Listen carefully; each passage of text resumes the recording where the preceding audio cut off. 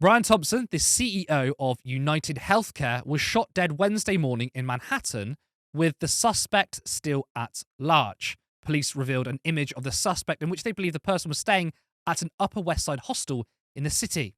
Now, no official motive has been given, but we kind of all know why, don't we? Conjecture about the motive for the killing was heightened by words scrawled on shell casings in magic marker: deny, depose, and defend. Those words refer to healthcare companies denying healthcare to people, then defending their actions. Now, it seems that most people are in agreement about what transpired, which is that the healthcare system itself, a profit-making machine where people die due to the fact that they can't afford sometimes life-saving care, is a huge issue. There also seems to be very little sympathy for the CEO. And guess what? You can include myself in that too. If you're going to ask me to feel sympathy for someone who directly killed hundreds of thousands by denying healthcare, you'll be waiting a long time. Now, this is a different position to actively supporting vigilantism, right? Which a lot of people online, including liberals, are deliberately trying to conflate. Now, some may say, well, the issue is the system rather than individuals, which is true. The American healthcare system is built to shut out poor and working class people so they die. However, the decisions within the confines of this inhumane system still makes a difference. Specifically with United Healthcare, they deny more people than any other insurer. Not only that, but United Healthcare also used AI to deny people's claims. Just over a year before United Healthcare CEO Brian Thompson was murdered this week in Midtown Manhattan, a lawsuit filed against the insurance giant he helmed revealed just how draconian his claims denying process had become. Last November, the estates of two former UHC patients filed suit in Minnesota alleging that the insurer used an AI algorithm to deny and override claims to elderly patients that had been approved by their doctors. The algorithm in question, known as NH Predicts, allegedly had a 90% error rate, and according to the families of the two deceased men who filed the suit, the UHC knew about it. They are truly monsters. And if the US had universal healthcare, this shooting wouldn't have happened. Now, many in our country are glad that we don't have the system for now. However, what many people don't know is that United Healthcare is involved in our NHS. This is an article from the Mirror in 2020. US private healthcare firm handed £7 million of NHS contract to rank patients. Donald Trump once praised a $184 billion global giant United Health Group, which divides NHS patients into high, medium, and low risk groups, sparking fears people could be turned down for ops because of age or weight. They are coming for our NHS. Now, it seems that healthcare CEOs are spooked. Anthem Blue Cross Blue Shield recently announced that they were no longer going to use anesthesia for the entire length of some surgeries. Blue Cross Blue Shield in Connecticut, New York, and Missouri had declared it would no longer pay for anesthesia for the full length of some surgeries. If the procedure goes over a certain time, anesthesia will not be covered for the duration. Now, since the shooting, the company has now reversed that policy, and they said this in a statement. Anthem Blue Cross Blue Shield said in a statement that its decision to backpedal resulted from significant widespread misinformation about the policy. To be clear, it never was and never will be about the policy of Anthem Blue Cross Blue Shield to not pay for medically necessary anesthesia services, the statement said. The proposed update to the policy was only designed to clarify the appropriateness of anesthesia consistent with well-established clinical guidelines, which is jargon for our policy is absolutely repulsive and we thought we'd get away with it, but now we're scared. Many companies have now hidden their CEOs off their websites. Lewis, I want to ask you about this. I mean, what do you make of people's responses? I mean, should we all be bleeding our hearts out over this man who has made decisions that have directly led to the deaths of potentially thousands? I saw a clip on CNN earlier today, which was like CNN saying, "Oh God, the social media comments after we posted this story are awful," and they started showing all of these comments of just literally tens of thousands of people with hundreds of thousands of likes of people just telling stories about when they were denied certain claims from either United Health or various other insurance companies. And, they were trying to almost like give sympathy towards this. And I get it, they can't be on TV and be like, oh, it's good that this has happened. And I would never say that either. I don't either condone or advocate for violence, but I have absolutely no sympathy for this man or anyone in his position. The response to social media to me has been interesting to say the least. People are becoming more socially conscious, more class conscious of the situation that they're in. As these companies, absolutely, it's beyond profit gouging. It's inhumane, the American health system. People getting denied for claims, as you said, based on AI. The company that you mentioned about the time limit on anesthesia is just beyond disgusting. How these people sit in a boardroom and make these decisions is beyond me. But I'm very happy that people have used the story to become a bit more aware of class consciousness.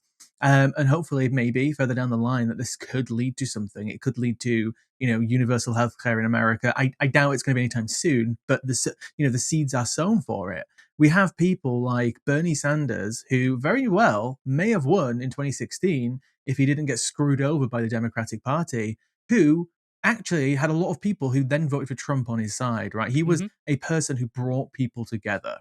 Um, and by now, if Bernie would have got into power, who knows how many amazing things would have happened to US healthcare if he did. But now it's getting to the point where the US healthcare system is beyond anything that anybody could have ever imagined. We've got the highest leading cause of bankruptcy in America is health related debt. We have people, getting hit by a car and they have to pay, $20,000 for an ambulance. It's absolutely insane. The amount of stories that I've seen over the years of people, taking their own life, families being split up over debt and the stress that it causes, um, it's insurmountable. But the response for me, people making it into memes, expected. People making jokes online, expected. The amount of videos that I've seen, I know you don't spend too much time on TikTok. I don't know if they're coming up on your Instagram feed, but there's a joke going on right now, which is if you see him, don't say anything. We didn't see him. We don't know what he looks like. I ain't snitching. And I know people, it's very tongue in cheek, but a lot of it isn't. Like people are actually happy about this because this guy for me is on the same level as a person who sells arms, like that same immoral level to me. And I get it, and I really, really get the response to this, and I have again zero sympathy. And these people are not evil, which some pundits are trying to make it out, and it really pisses me off when they say that. Oh, you can disagree, but you don't have to support violence. Again, you're kind of conflating the two, like saying I really don't care that this, quite frankly, bastard has died, to I think you should go out and do it. That's a different position, right? But you just got to think all those people who've lost their lives to healthcare. You know, medical bankruptcy is massive in the US. Do you know how many medical bankruptcies there are in this country? Zero, because we have guaranteed healthcare. And I think you're absolutely right. I mean, this story has kind of created a big sort of push to class consciousness because you're seeing people across the political spectrum saying, yeah, this is good, or we don't care. And I think that's really important because people are going to wake up to the fact that it's not just healthcare, by the way. It's this class of people, whether it's CEOs doing the bidding of billionaires or billionaires themselves, they're screwing you over. What this person did is also prove that it was effective because the Blue Shields company have reversed their policy on anesthesia. And CEOs are trying to hide their identities. Like, they're scared. And they should be scared. I'm not saying they should be scared because people should go and shoot them up, but they should be scared that the working class are rising. Or let's hope the working class are rising. Just to give the idea to anybody who's watching about like the power as well of the US healthcare and drug lobbies in America, there are rules in place. I can't remember if it's for Medicare or Medicaid or both. They're government plans for people who are either retired who get healthcare or people who are disabled or poor. But the drug companies have managed to lobby the government so they're not allowed to negotiate drug prices. If a company Yes. says, oh, this is the price of Mm. the drug, there is a law in place that says the government cannot negotiate that price. It's absolutely insane. And we have Mhm. drugs in this country where they've come over here, the drug companies have said, we want to sell you this drug. There was one a few years ago for cystic fibrosis, and they wanted to sell this drug to the NHS for about £200,000 per year per patient. And obviously, this drug is life changing. It's great. But the NHS said just no and managed to negotiate them down to about half of that price. They don't get that option in the US. They say it's 200 grand per person. It's 200 grand. But then on top of that, that's just the price from the drug company. That drug has to then go through the hospital, which they have to make a profit from, and then has to go through the insurance company, and they have to make a profit off of it. And the last time I checked the data, it was about in the UK we spend about £3,000 to £4,000 per year on average on healthcare per person, and in the US it's about up to about $15,000, so in around £12,000 to £13,000. I also love as well that people say, "Well, it's the free market. We love the free market." Well, this is an example. There's no free market here because there's a law to say that the government cannot be sort of in competition with these private companies because they know, and the reason why is because they know the government is always the best in the market. They're always going to be the cheapest, and private companies can never compete with that because there's a profit motive there. So they have to like maintain this market. It's all a lot of bullshit. And the worry is it's coming over here. Like people, as I said earlier, people are like, oh, thank God for our NHS. It's happening now though. It's going to be slow, but we've got these greedy bastards with their hands on our NHS contracts, and all that's going to do is inflate the price because we need to pay shareholders their profits. And those that look to right-wing parties, and I know every party is complicit in this, the Labour Party loves their private health insurance. I'm looking at you, Wes Streeting, by the way. But people like Reform, they love privatisation of healthcare. They don't even want universal healthcare. These are the people they're in bed with. So if you support Reform, long term, their goal will be to get rid of the NHS, and we're going to move to a US style system. And if you want to protect our CEOs, well, maybe we should protect universal healthcare so people don't get gunned down. Obviously, with the NHS thing on the reform, I'm still surprised that that wasn't a bigger attack on reform when they were during the election time.